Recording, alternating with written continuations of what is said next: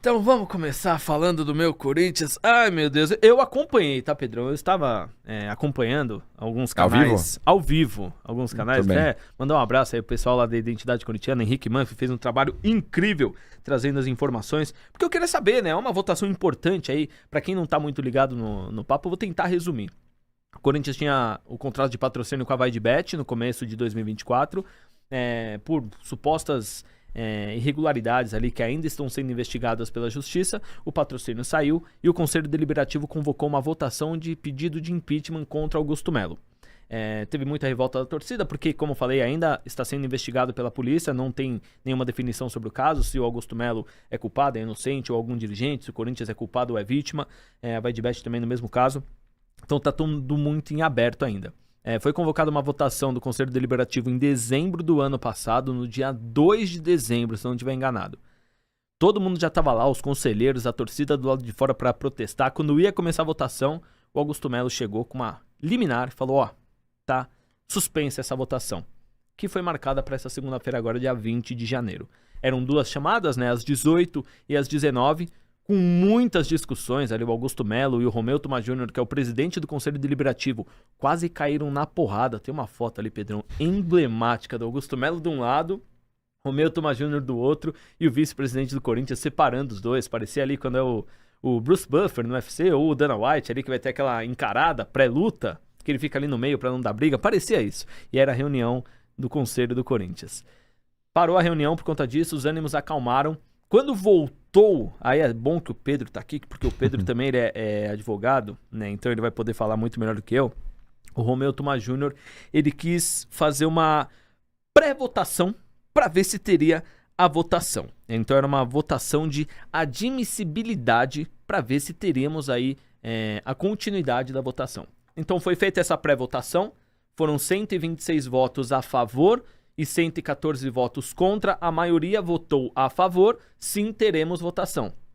Só que aí ficou tarde, porque tudo isso demorou aí umas 5 horas e pouco, já era quase 11h30 da noite.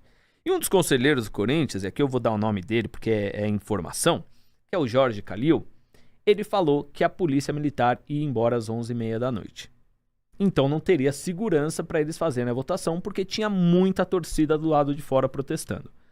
Só que aí eu falei do Henrique Manfre, da Identidade Corintiana, ele foi ao vivo, lá pro capitão da PM, ali o capitão Rafael, ele estava lá e falou, chegou uma informação que vocês iriam embora às 11h30, ele falou, mentira, a gente vai ficar aqui até o término da operação, se eles falaram isso, eles estão equivocados.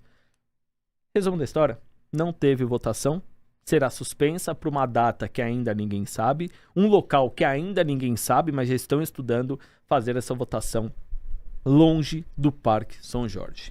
Aí, Pedrão, a gente vem falando aqui nesses 30 episódios de Sports Market Makers, a gente falou muito sobre profissionalização do futebol, como os clubes estão tendo gestões mais profissionais, com profissionais ali, cada um no seu quadrado, fazendo certo.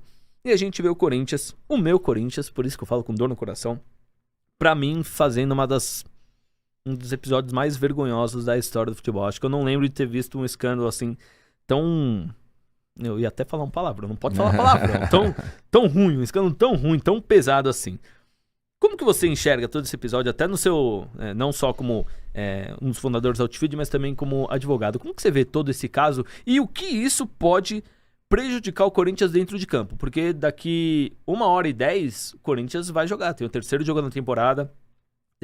Não veio contratações, mas talvez até um jogador olhando toda essa situação e fala, pô, olha esse time, como é que eu vou? Eu fico imaginando o Memphis Depay, jogador da Holanda, jogou no Barcelona, jogou em vários times, ele vendo toda essa situação. Como que você enxerga tudo isso do Corinthians, Pedrão?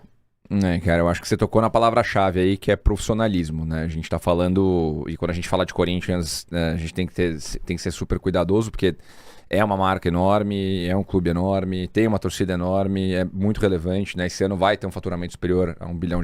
Então, se a gente for tratar o Corinthians, e a gente tem que tratar o Corinthians como uma companhia, como um negócio, ele é uma empresa que fatura mais de R$1 bilhão, que, né, por hipótese, deveria ter uma governança muito bem ajustada, deveria ter ritos processuais que têm que ser cumpridos, deveria ter uma gestão extremamente qualificada, e tudo isso deveria se encontrar no meio do caminho. Então, Eu acho que o episódio, infelizmente, ele retrata a realidade de um clube que não tá nesse patamar de governança da mesma forma que outros clubes estão. E isso é visível quando a gente vê o reflexo no desempenho esportivo nos últimos anos. E o Corinthians não tá sozinho nessa. Tem diversos outros clubes que vão ter que se adequar à nova realidade do futebol brasileiro. Aqui a gente falou muito isso em todos os episódios, né? A forma de fazer futebol no Brasil mudou.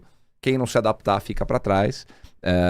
Invariavelmente, esse episódio e toda a saga, né, do impeachment do Augusto, e a gente já falou sobre isso aqui também, sem entrar no mérito da causa, o Augusto tem o direito à presunção de inocência, quem quiser que ele sofra impeachment vai ter que apresentar prova, e vai ter que defender essas provas e provar a veracidade delas, né, entrando um pouco no aspecto jurídico da coisa. Então, deixando o mérito da causa à parte, o clube com certeza tem ritos processuais que têm que ser respeitados, né?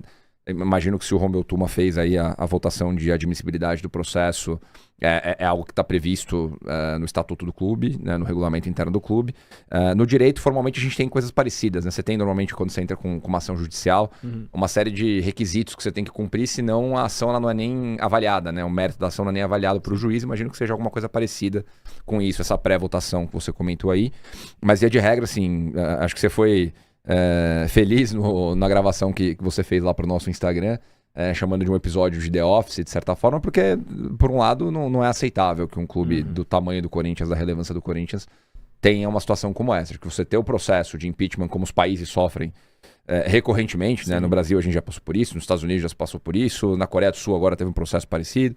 Então não é um problema do Corinthians ou do Brasil, mas você tem que respeitar os ritos processuais, você tem que respeitar a governança do clube, para que isso não afete o centro do negócio, o core business, que é o campo, que é o futebol, que é o trabalho que quem está ali como executivo está tentando fazer no dia a dia, né? A gente sempre fala aqui do Pedro Silveira, né? O Pedro Silveira, ele tem a ver com isso, porque ele está dentro do organismo Corinthians, mas ele é um executivo que está trabalhando no Corinthians, ele não foi eleito por ninguém, ele foi contratado para trabalhar lá com metas muito claras. A partir do momento que tudo isso acontece em paralelo e cria esse cenário de instabilidade, de complexidade, que ninguém sabe o que vai acontecer, o Augusto fica, não fica, empurra a votação para frente, e as coisas não se resolvem, tudo isso cria uma grande incerteza. Então, né, se você perguntar para mim, primeiro, em relação ao profissionalismo, eu acho que é um tema importante e grave, que o Corinthians precisa remediar em relação à governança do clube.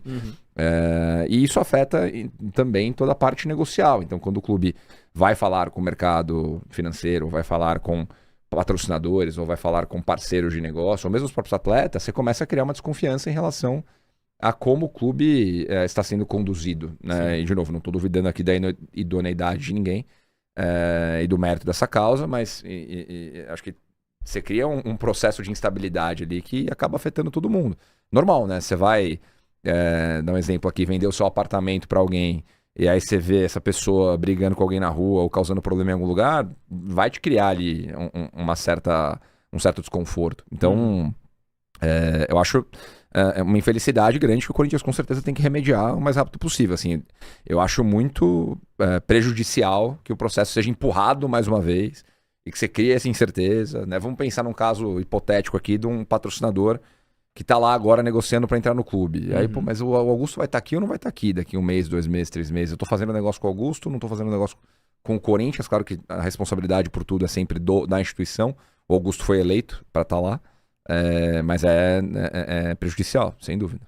Tem até noticiado, né, em alguns portais que o Corinthians ele está negociando com uma empresa, o nome da empresa não foi revelado, para fazer o patrocínio ali da parte dos ombros, né, da camisa, que até antigamente era da Pixbet. Teve toda aquela polêmica também na saída deles. E parece que ainda não bateu martelo por questões aí de incertezas do futuro. Se vai ser o Augusto Melo, se não vai ser.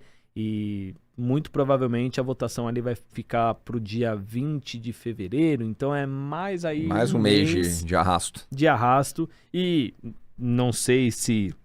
eu tô muito com um olhar de torcedor, que isso daí mexeu um pouco comigo, mas eu acho que pode até afetar um pouco dentro de campo, sabe? Até a cabeça do jogador, tipo, nossa, mas quem que vai ser o presidente? É o dono da empresa ali, né? O dono do clube. Quem que vai ser o presidente? Como é que vai ser? Então, acho que em termos de reforço, às vezes chega uma proposta pra alguém e fala, nossa, meu, isso aqui tá uma bagunça, eu preciso ir embora. Então, acho que não necessariamente dono, mas comandante, né? Sim, quem isso. tá à frente do negócio ali como líder, né? Se você pensar numa empresa, quase como se fosse um CEO ali, ou uma figura de presidente de conselho, alguma coisa assim. Mas, de fato, né, você tem uma crise na liderança, essa crise invariavelmente afeta outras áreas da empresa. Né? Nesse caso, o futebol profissional, o futebol de base, e assim por diante.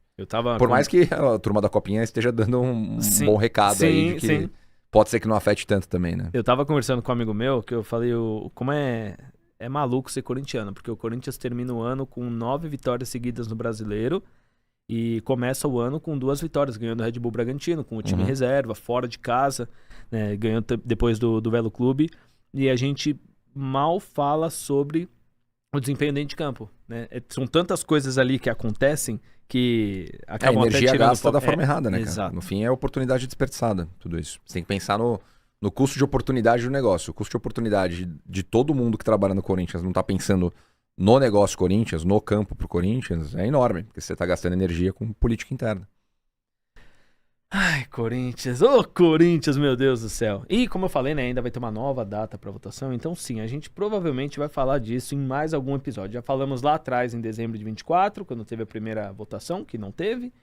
Estamos falando agora, dessa segunda-feira aí, essa pachorrada.